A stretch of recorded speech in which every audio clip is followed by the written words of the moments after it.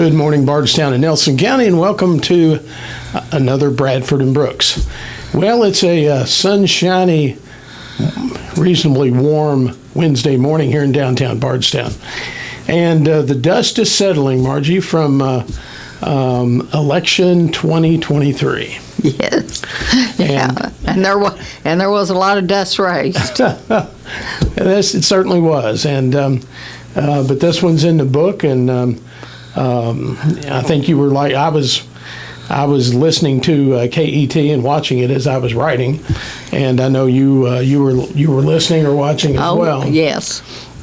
And so today we're going to be talking about the outcome. We know that Governor Andy Beshear.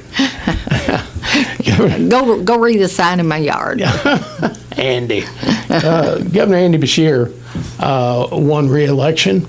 He carried Nelson County, but only, I think, 187 votes. 187 votes. Yeah. But carried Nelson County. And I will bet you, Margie, if I had a map of the precincts and how the votes broke down, again, you would see a blue area around the core of Bardstown. Mm-hmm. And then the outer areas would be red. Mm-hmm. So that's I haven't seen that map yet, but I look forward to looking at it. It's just interesting to see voting patterns. Yeah, we'd have to go back and go. So we got the printout, but I only got that this morning, so I haven't had time to read it all. Right. But I did notice that on the straight party, pulling straight party voting, once again, the Republicans did the most. I was looking for the percentage here. It's 66.5% on election day, anyway. Yes. Well, no, that was election day. That was on election day. Right. And in early voting, 46%. And the absentee walk-ins were like 49%. Right. Well, the Democrats we have a big tent. We have a big tent. Still 33 point, almost 33.5% voted straight party. Straight party ticket.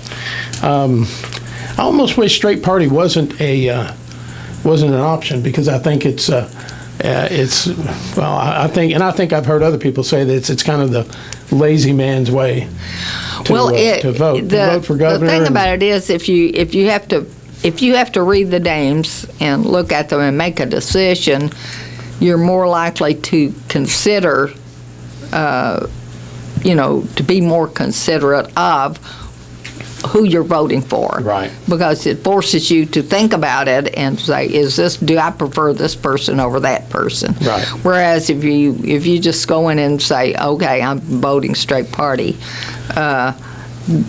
you're not giving the candidates the same consideration. Right. And I think that now in my history, even if I voted all Republicans, I still don't vote straight ticket.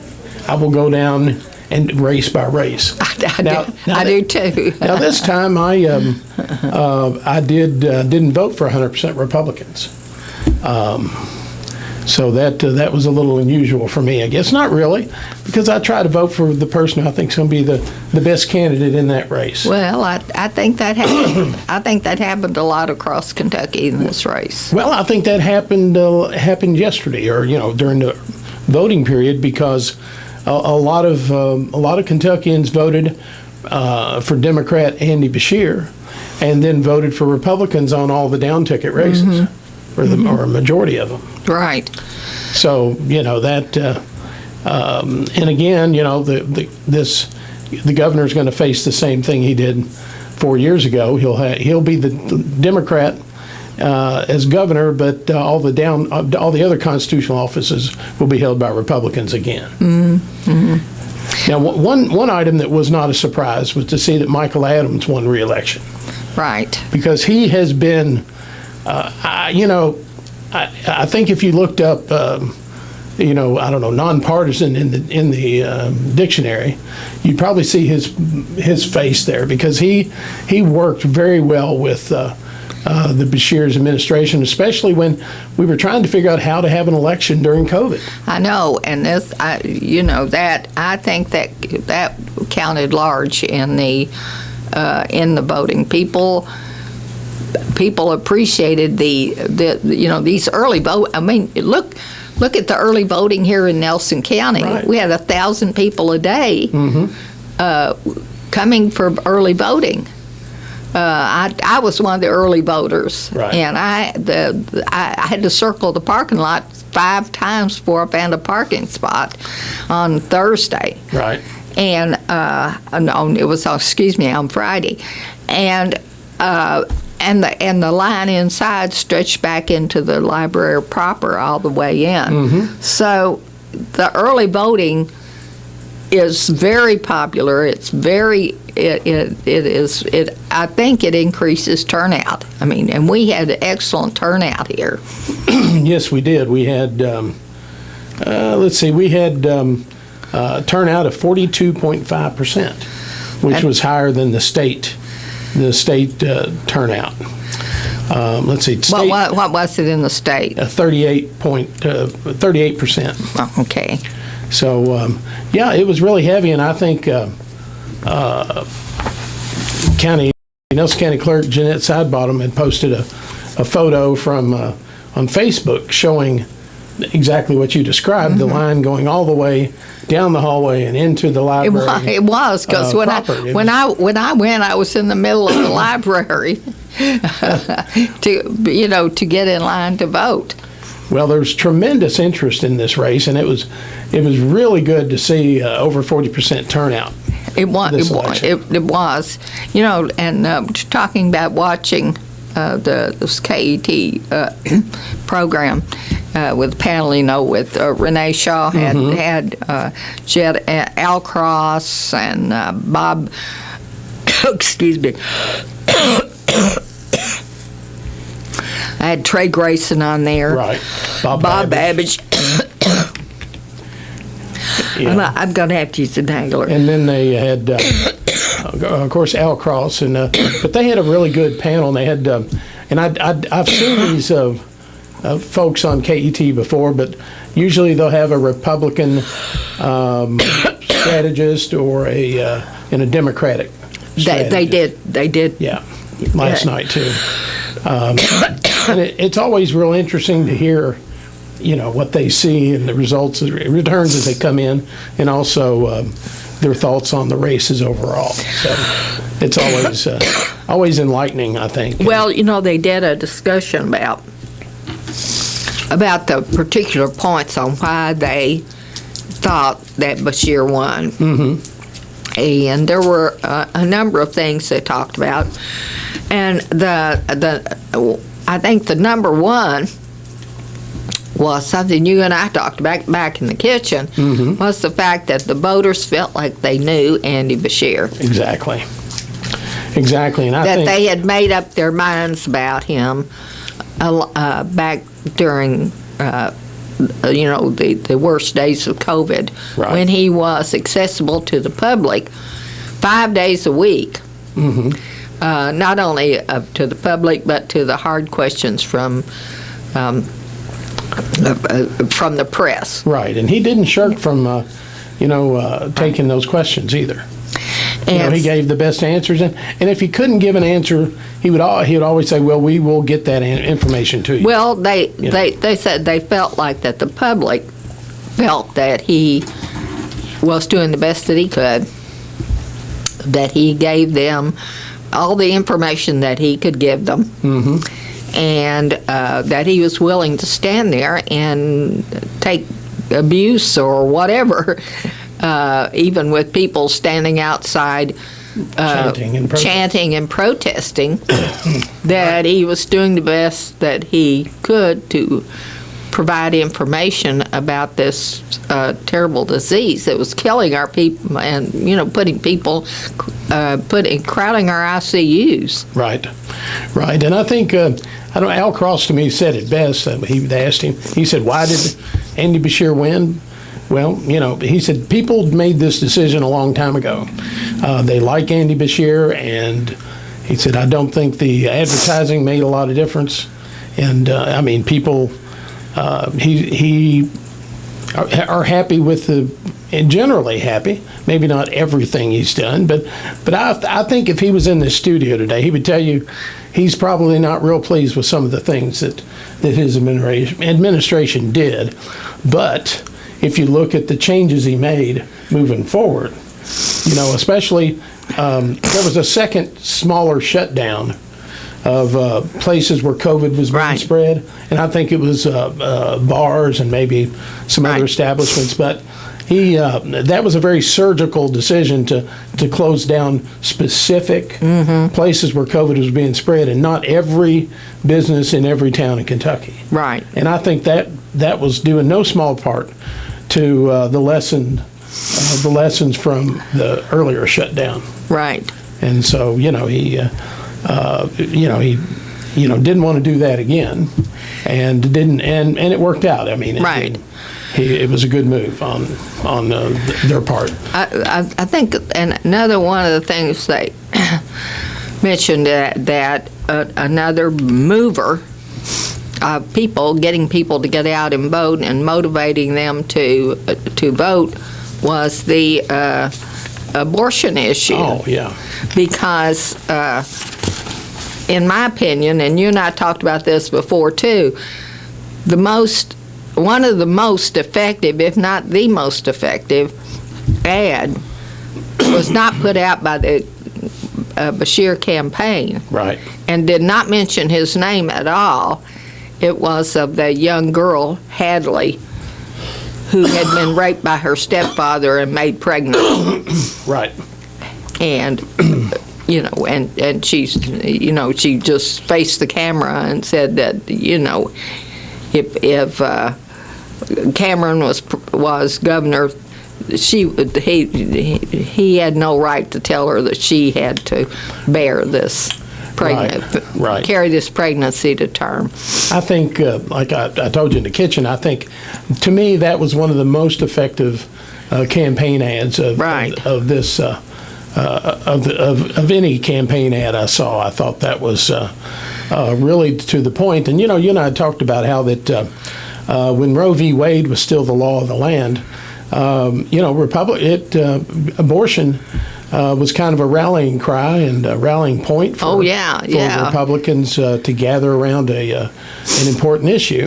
And I remember, Jim, when the Supreme Court made its decision, you said now they've used this for a whipping dog for years to get votes. He said, now the dog's caught the car, and what's he going to do with it? Right. And so, and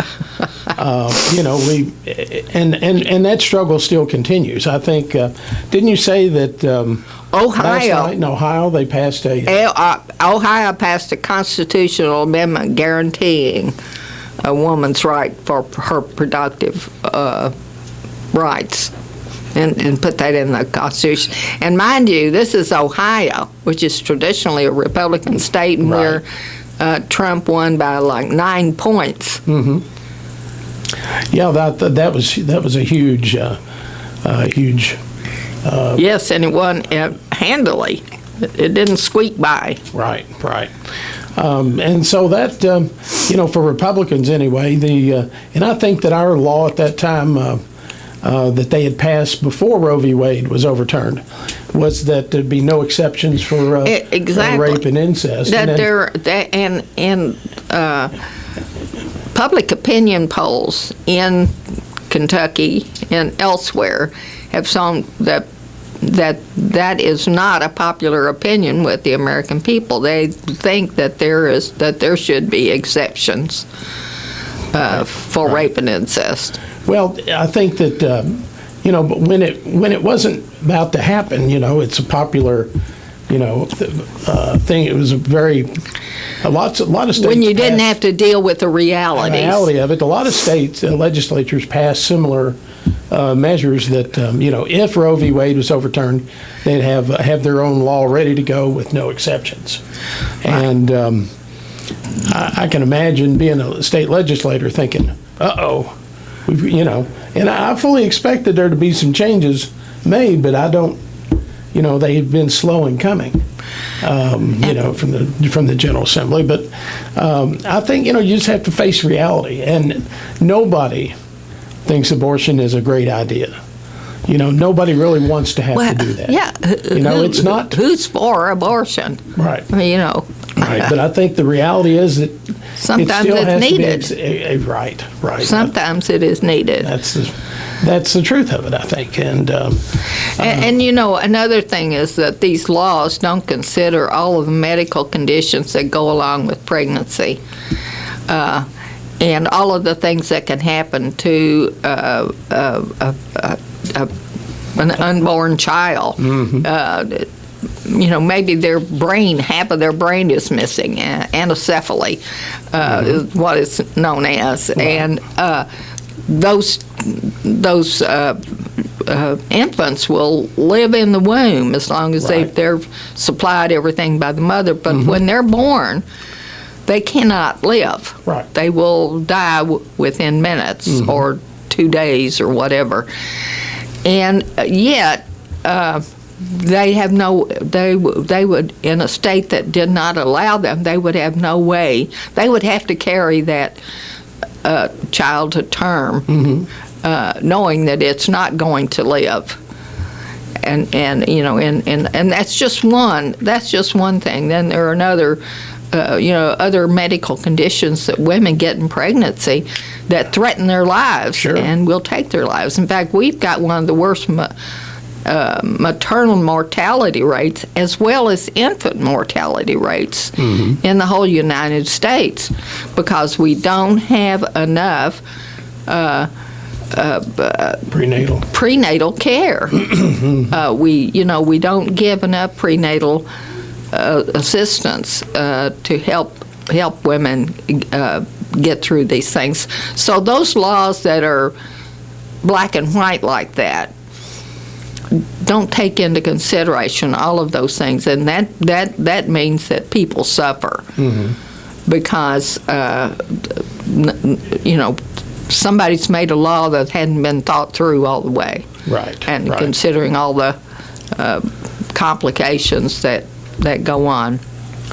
Well, Margie, the polls showed that the race was tightening up between Governor Beshear and Daniel Cameron the closer we got to the election.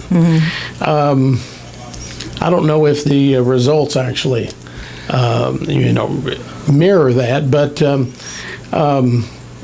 I will tell you in my book, and as a Republican, I always watched Daniel Cameron's advertising. I was a little mystified by his embracing Donald Trump's endorsement. Because, the political strategy typically, now not that I know anything about it, is that you play to your base in a primary. And in a general election, you have to broaden your appeal. Right. And I thought that if he wanted to broaden his appeal, the last thing he wanted to do was an air and TV ad citing his endorsement by former President Donald Trump, who, and I'm thinking, how many Democrats, crossover possible Democratic votes, did he lose? Because people were turned off by an endorsement from Trump. And I just thought that was, I don't know, maybe it was desperation, or maybe he just got some bad advice. Well, I think I don't know who to blame. I don't know who you'd blame that on. But if you'll recall, the polls 2 to 3 weeks before that, at least 2 weeks, had shown Beshear at 60% approval rating, and that if the election were held in, that's what it would be. And I think that triggered that. I think that this was, let's call him the cavalry, because the Kentucky is a red state. So, and I think he got a boost from that in enthusiasm or whatever. But when it came to getting down and going into the voting booth, then other considerations were there. And I did notice, although last night I did hear his concession speech. He gave a very gracious, yes, he did, very gracious concession speech, and thanking all of these people. He did not thank Trump for his support. You know, he showed himself to be a very attractive candidate. You know, even in his concession speech. Sure. So, one of the questions that was raised by or observations, I'll say, that was raised by the KET panel last night, which I thought was interesting, was the fact that said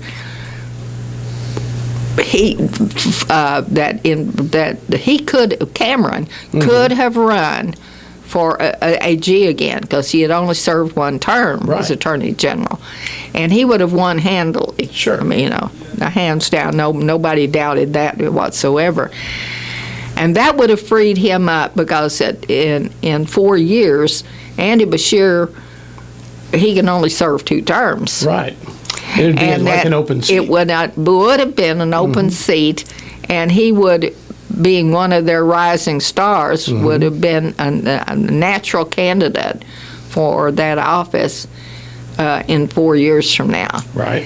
And the question is, why did he decide to run against an incumbent, a popular incumbent, rather than take the safe way and wait 4 years and run against, you know, run for an open seat? Right. Well, I think he would not have done that if there had not been a promise of funding for a campaign. I think, and I'm not sure who else in the GOP would have been ready to, would have been as recognizable a candidate as Daniel Cameron. In a way, I think they kind of sacrificed him, you know, because... Well, then they may have sacrificed a sure winner 4 years from now for a non-winner this time. Well, he certainly would have had a much better chance when there would be no incumbent. Right. And you're absolutely right. He would have been a shoe-in for another term as Attorney General. I'm sure this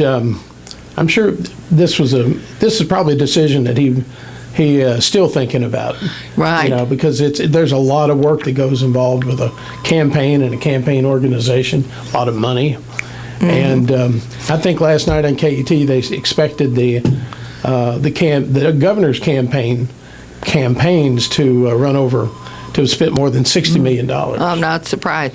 Do you think that Mitch McConnell was the guiding force or whatever in this race in getting him into the race?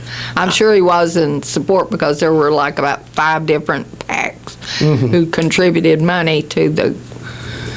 Well, I think that, you know, in the wake of COVID, I think there was a real perception that Andy Beshear was wounded, that people would remember, you know, I mean, and I saw a meme last night on Facebook about I won't forget, and it had I don't know, it had like traffic cones in front of a church with police tape around them, you know, from the days in the pandemic, and so there's still a segment of the population that's mad, that is angry with him for that, and I think, you know, Republicans thought, well, he's wounded, he's not as popular as.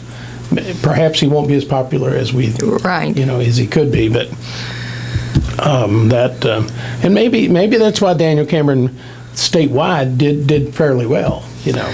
Well, no, he didn't do poorly. No, I mean, but you know, it wasn't a squeaker either. No, it wasn't a squeaker, but.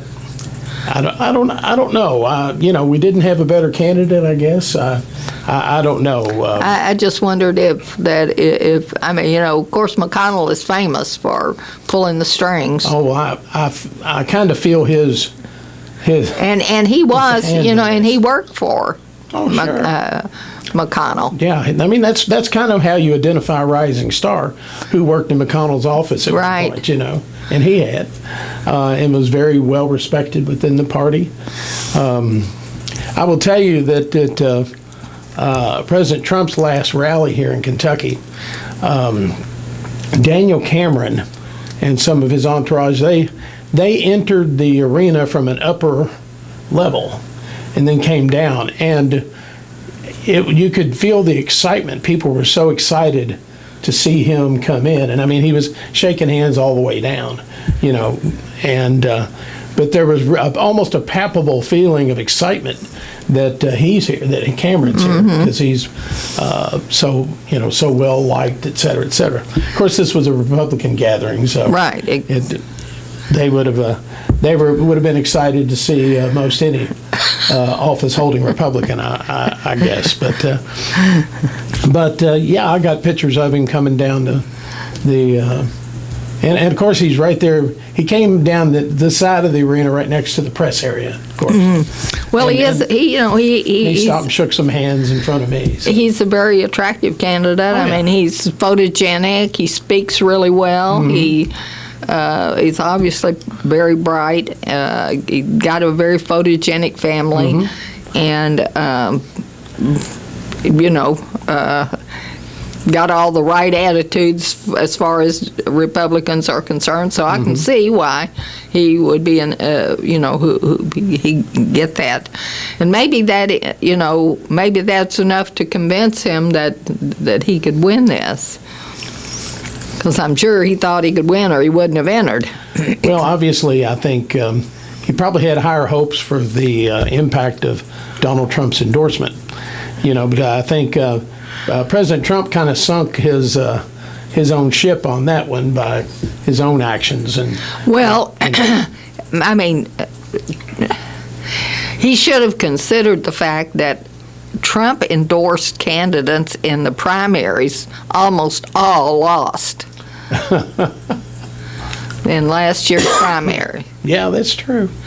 That is true. So, we might have taken that into consideration. Like I said, the KET panel had talked about a lot of different things, and some of the key points that we'd already talked about, that people got to know Beshear during COVID and that they trusted him. And another one was that in Northern Kentucky was really vital to winning this election, and they got Beshear got the Brent Spence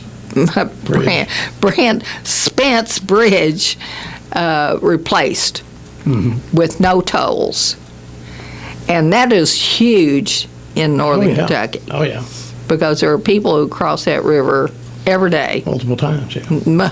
Multiple times a day.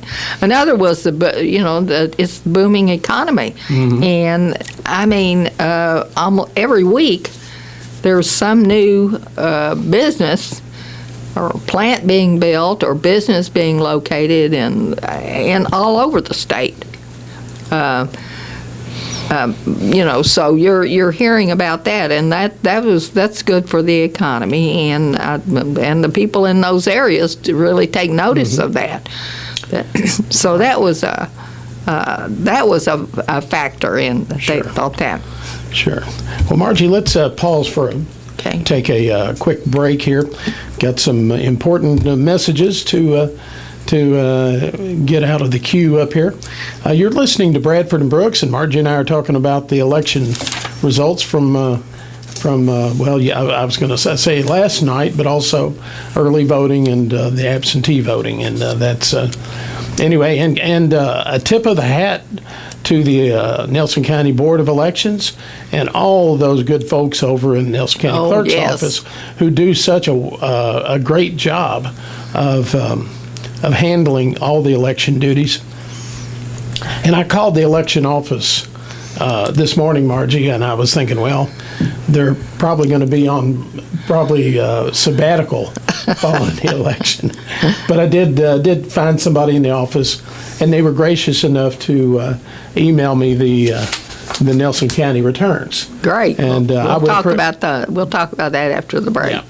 All right, you're listening to Bradford and Brooks and Margie and Jim. We will be back in just a few moments. Stay tuned. All right, you're back with Bradford and Brooks, Jim Brooks and Margie Bradford, as we slice and dice the election results from yesterday. And, well, we can't really say just one day. It includes the early voting and the absentee votes, too. Absolutely. And which played a huge part in the election. Right. I'm thankful we have so much early voting available. Oh, I am too.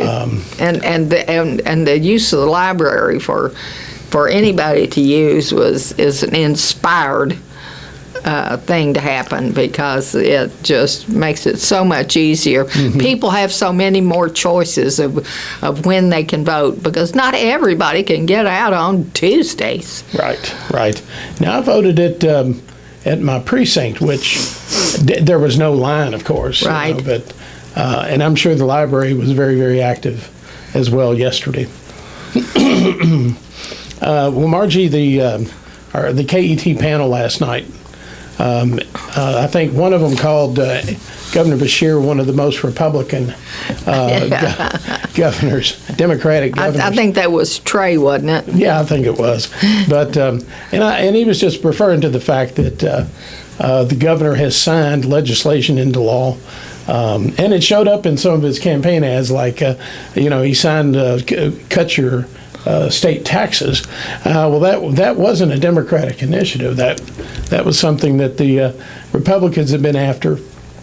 And but he did sign it into law, and I was a little surprised he did when he did that, Margie, because I thought, well, either he's facing facts that he may be facing the fact that if he vetoes it, he'll be overridden.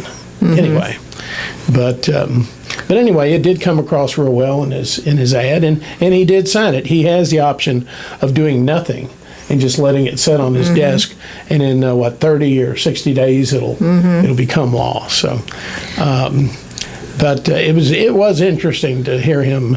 Not that he took credit for it, but there are things that did happen during his administration. And his administration, he personally has been very active about like going out for getting businesses instituted here, and attracting these big plants, and for the investment of the money. So yes, they may be Republican initiatives, right? But they certainly got help from the governor. Sure, and I think that you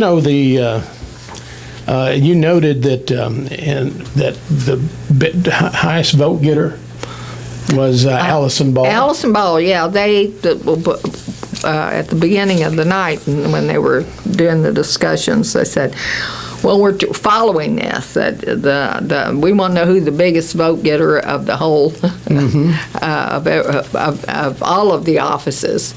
And last year it was 4 years ago it was Allison Ball. Right. And guess what? She was it again running for auditor, and of course she was treasurer. And so this last second 4 years was her second 4 years as treasurer, so she was running as an incumbent. Right. And I'll tell you, she is and that made a big. But then she's running for a new office, auditor, and she turned out to be the highest vote getter. Right. Now, Allison Ball is a spark plug. I mean, she is just so full of energy, and it's and people remember her. And I will tell you, when I first met her, I guess it's been 8 years ago, she and some other candidates, including Whitney Westerfield, who's in the state legislature now, and a couple of others, they were kind of touring together on campaigning, and they came to Bardstown and made a stop at they'd been invited to come out to the Kentucky Gun Company.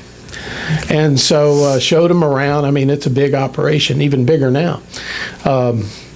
And I'm Bill Buckman, former city councilman and city police officer. He was there, and the gun company it's the largest caliber handgun manufactured. It's a 50 caliber handgun. It's like a cannon with a handle, and just so what we need. yeah. Well, it's kind of a conversation piece because it sounds like you're in a war zone when you take a shot with it.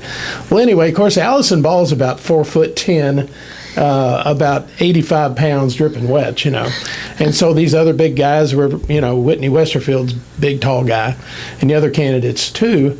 And so he offered him, y'all would all take a shot with this 50 caliber handgun, which is something you don't see every day or have a chance to fire every day if you're a gun enthusiast. Well, a couple of the guys did it, and it has substantial recoil. Mm-hmm. And so then they hand the gun to Allison Ball, and they say, "Would you like to try it?" Thinking, no way she's going to want to do that.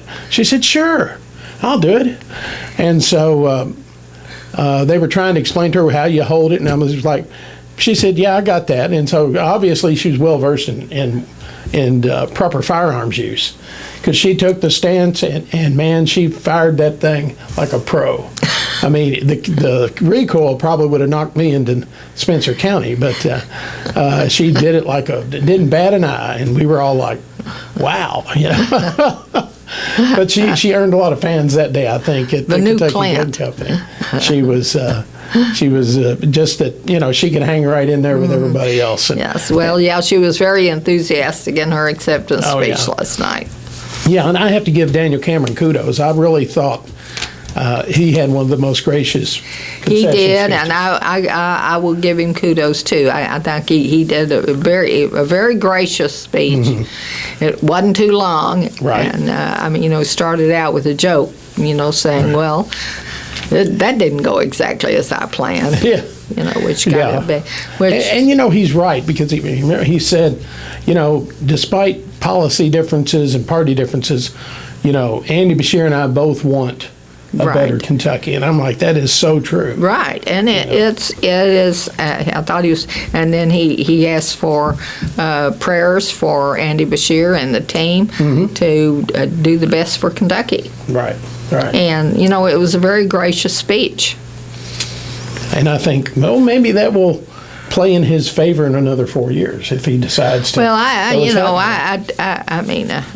have nothing to do with Republican politics, as you very well know, but I certainly think that he would be one of those people that they would be high on their list for candidates for whatever office they were seeking to fill out. Mm-hmm. Remember, when McConnell's office comes up for grabs, which I can't imagine that he would run again. Really, what's he got, like 4 more years? Because he's 6-year term, so he's. But with his health issues, I can't see him running again. Well, they're going to need a big gun to run for that. Well, whoever ends up running for that in that race, I'm sure there will be a very qualified Democratic challenger. But regardless of who we send back as our other senator, we will never, Kentucky, at least for this generation and maybe more than one generation, we will never have the clout that Mitch McConnell had in Congress. Love him or hate him, he has done a lot for Kentucky. Yes. And whether you're happy with that or not. Right, exactly. I know he's not your favorite person. No, but I will say this: he knows how to control the Senate. Yeah. The same cannot be said for the House of Representatives. They're wallowing. We're talking about earlier about the influence of the decision of the Roe v. Wade being done, and that seems to have been in a number of elections that had a definite influence. Sure. The revolt against that, because now in Virginia, both houses are now Democratic, and they were both Republican. Right. And in Ohio, they passed that constitutional amendment. Yeah, that constitutional amendment making reproductive rights a right in the Constitution. So that influenced a lot of different elections, and and I think it did have a very definite impact here in Kentucky. Well, and I think it'll be interesting to see how it plays out for the 2024 presidential election too. Right, exactly. Well, I mean, you don't know what's going to happen between now and then, but right. Yeah, I would say so. Right. Another one of the things which I thought was kind of one of the little tidbits they came up with last night was the conclusion was, and I can't remember who it was that advanced this. It may have been Al Cross, Al Cross. But it said that people in Kentucky like a Republican legislature, but they like a Democratic governor.